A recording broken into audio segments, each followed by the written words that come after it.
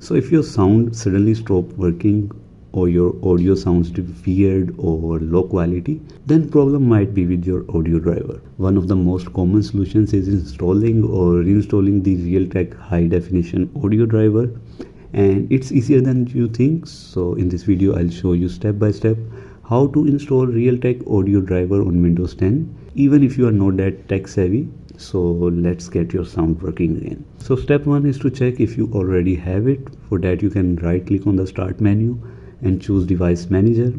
Expand the section called sound, video and game controls.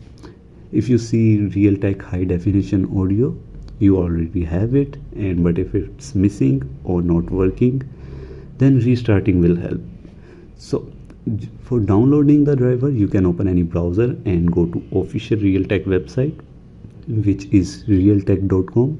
You can click on downloads, or you can simply search for high definition audio codices and accept the terms. Then choose the Windows version. Make sure it's for Windows 10 64-bit or 32-bit depending on your system. Then just click download and it will save the exe file.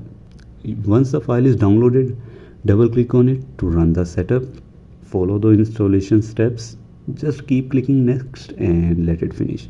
And when it's done, you can simply restart your computer, and after reboot your sound should work properly again. And that's how you can install or update the Realtek High Definition audio driver on your Windows 10 PC. With just few clicks you can fix most sound issues and enjoy clear audio again. So if this helped you, hit like and subscribe, and check out my other Windows 10 fix it videos.